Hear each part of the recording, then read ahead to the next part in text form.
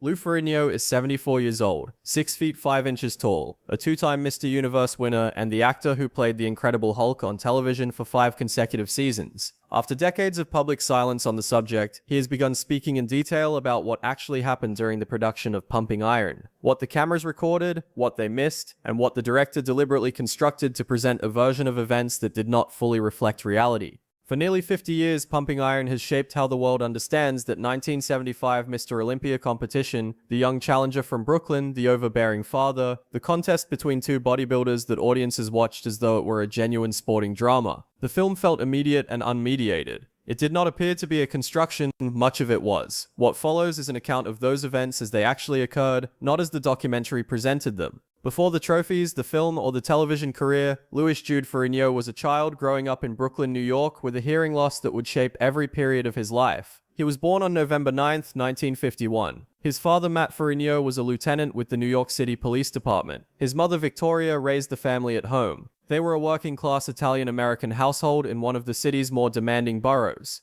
By any surface measure, it was an ordinary upbringing. It was not. As an infant, Lou experienced a series of ear infections. By the time he was 3 years old and doctors assessed the damage, he had lost between 75 and 80% of his hearing, permanent nerve damage in both ears. He would require hearing aids for the rest of his life. Even with them, the world remained difficult to navigate, particularly for a child moving through school and social environments with a father who held firm expectations about self-reliance. The hearing loss also produced a speech impediment that made him difficult to understand, and other children did not let that pass without comment. He was called Deaf Louie and Deaf Mute. He was drawn into fights he had not sought, and lost fights he had not started.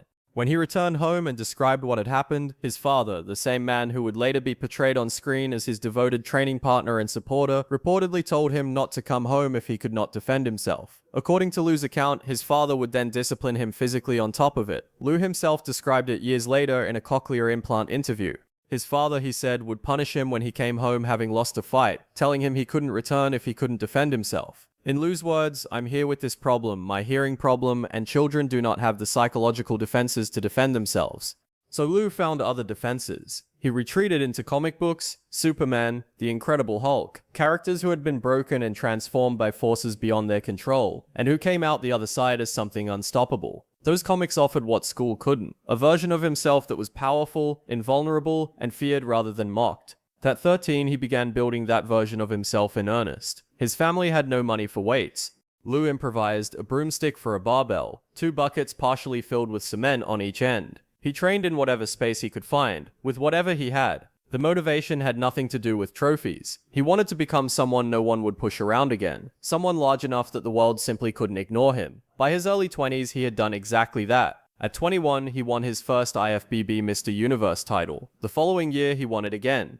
He was the largest professional bodybuilder on the planet, 6'5", 275 pounds, with a physique so massive it looked less like the product of a gym than the creation of a comic book artist. He had become, in a very real sense, the Hulk before he ever wore the green paint. The next major chapter of his life began with a documentary that was not quite what it appeared to be. The common understanding is this: filmmaker George Butler arrived with a camera, followed a group of elite bodybuilders preparing for the 1975 Mr. Olympia in Pretoria, South Africa, and captured the unfiltered drama of elite competition, the rivalry, the psychology, the tension as it naturally unfolded. That understanding is incomplete. Butler had a specific narrative in mind before filming began. He wanted a hero and a villain, an underdog and a reigning champion. He knew the story he was constructing, and he cast his subjects accordingly. Arnold Schwarzenegger, extroverted, charismatic, and surgically confident, would be the 5-time champion the audience roots against. Lou Ferrigno, quiet, reserved, deaf, and trained in a dimly lit basement by his hard-edged police lieutenant father, would be the underdog they cheer for.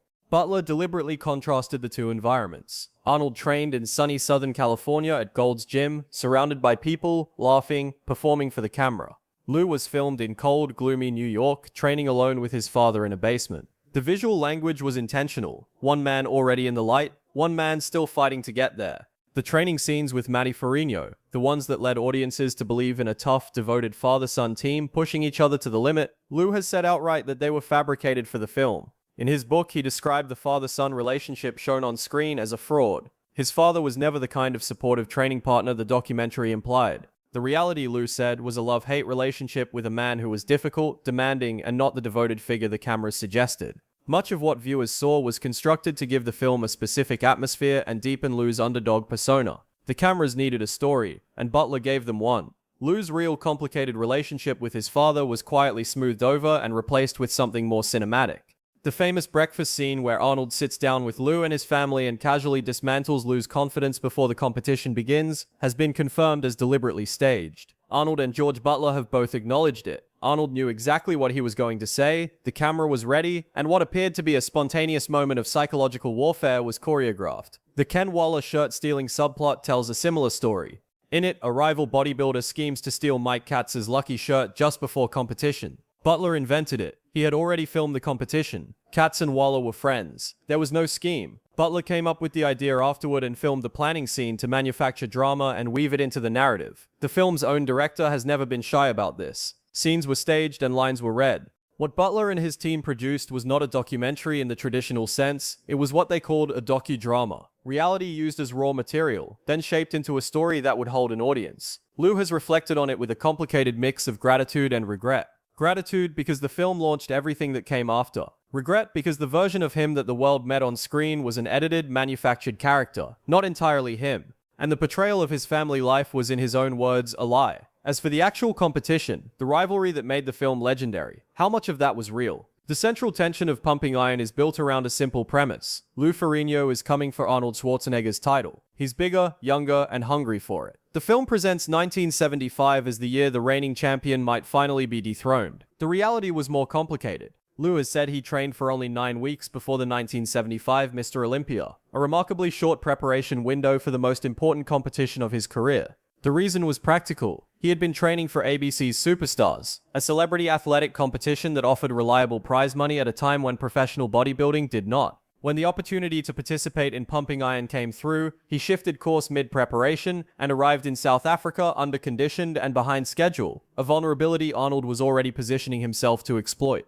Arnold's psychological tactics were genuine, even if some of the scenes depicting them were staged for the camera. Before the competition, he reportedly told Lou that he still needed at least another month of preparation before he could mount a real challenge, delivered by most accounts with the calm certainty of someone who had already reached his conclusion. Lou has said those words landed.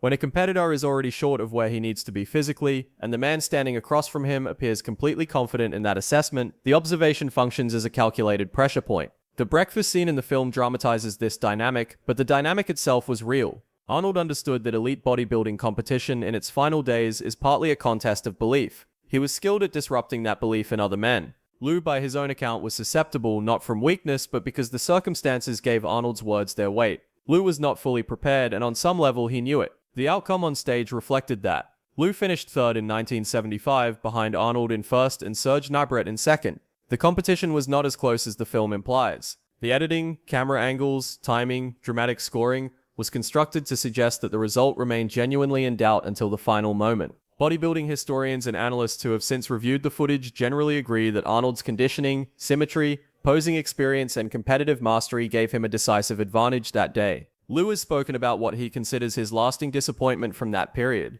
"My only regret was that I was planning and hoped to reach my full potential and beat Arnold because he was 5 years older," he said. "But I never got that chance." By the time Pumping Iron was released and brought both men to wider public attention, Arnold had already retired from competitive bodybuilding. The rematch the film had implicitly promised was never going to take place. Before Lou Ferrigno appeared in Pumping Iron, he was seriously considering leaving bodybuilding. The sport offered little income and recognition was confined to a small community. He was young, talented, and financially stretched, with few opportunities materializing in his field. When filmmaker George Butler approached him about the documentary, Ferrigno saw it as a last opportunity to establish himself before walking away from the sport entirely. Pumping Iron premiered in January 1977 and became a cultural event. The film presented bodybuilders as serious athletes within a subculture the mainstream had largely ignored. Critics were intrigued, audiences responded strongly, and the film introduced bodybuilding to millions of people with no prior connection to the sport. Around the same time, producer Kenneth Johnson was developing a television adaptation of The Incredible Hulk for CBS. The role required someone of extraordinary physical size, a performer whose presence would make the character credible on screen. The initial choice was Richard Kiel, a 7-foot actor later known for playing Jaws in the James Bond franchise. Kiel filmed scenes for the production. Then, according to reports, the director brought his young son to the set. The boy told his father that Kiel did not resemble the Hulk. The producers concluded they had a casting problem and began a nationwide search. Arnold Schwarzenegger was considered and quickly ruled out. At 6 feet 2 inches, he was deemed too short for the role. Then someone pointed to Pumping Iron. Lou Ferrigno was there on screen, and the people running one of television's most anticipated productions were now pursuing him directly. Ferrigno gave up his place in the 1977 Mr. Olympia competition to audition. He described his connection to the character in terms that went beyond the role itself. "I had been the Hulk my whole life." He was cast. When the pilot movie aired on CBS in late 1977, Ferrigno became one of the most widely recognized figures in American television. On Friday nights at 8 o'clock, tens of millions of viewers watched Lou Ferrigno as the Hulk each week. Lou Ferrigno's life, stripped of the mythology, looks something like this. He grew up unable to hear, bullied at school, and disciplined harshly at home, and found in comic books about transformation and power something the real world wasn't offering him. He built his body into a kind of armor. He entered one of the most competitive sports imaginable, pushed himself to the edge getting there, and then discovered that the documentary that made him famous had been partly built around a version of his father and his childhood that didn't hold up to scrutiny. He lost to Arnold Schwarzenegger, not in a close contest between equals, but in a competition where he was underprepared, psychologically outmaneuvered, and facing a man who had studied every possible angle of winning. A rematch never came because it was never part of Arnold's calculation. Ferrigno turned that loss into an opportunity by walking into an audition for a character he had in many ways been preparing for his entire life. He played the Hulk for 5 seasons without a speaking role, with someone else providing the voice, and without any share of the merchandising income his image helped generate. He kept competing. At 43, stepping back onto the stage. At 69, hearing the world more clearly than he ever had, following cochlear implant surgery. At 72, fighting in court for the woman he married, while simultaneously facing accusations from her that echoed what he had experienced in his own childhood home.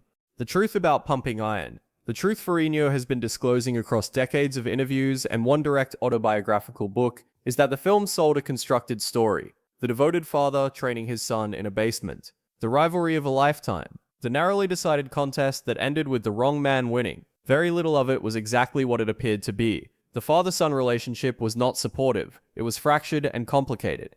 The rivalry was not close. Arnold had already secured it before the cameras arrived. Scenes were staged, lines were scripted, and moments were engineered to produce emotional beats that the unmediated reality couldn't quite deliver. And yet, what the film captured accurately, what no amount of staging could manufacture, is that Lou Ferrigno is one of the more genuinely compelling figures to come out of that world. The hearing loss was real. The bullying was real. The poverty, the makeshift barbell, the ascent from a marginalized kid in Brooklyn to two-time Mr. Universe, all of it was real. The fact that the man literally became the character he had read about as a frightened, isolated child, using it to process pain he had no other language for. That is as authentic as anything a documentary camera has ever recorded. Pumping Iron required fabricated drama, because the actual story of Lou Ferrigno's life was almost too unresolved to frame neatly. The filmmakers gave audiences a hero's journey with cleaner lines. What was actually there was harder, more complicated, and ultimately more remarkable. A man who constructed himself from material that most people would have discarded. At 74, he is still navigating that construction. The cochlear implant has given him access to sounds he never had before. Court proceedings have pulled his private difficulties into the public record. And somewhere inside all of it, the kid from Brooklyn who read Hulk comics while other children laughed at him, is still present, still trying to become something no one anticipated, under circumstances no one would have selected. The most extraordinary story in Pumping Iron was never fully captured on film. It was already in progress before the cameras arrived, and it has continued long after they left. The question worth sitting with is whether if George Butler had told that story instead of the one he constructed, it would have been sufficient on its own terms.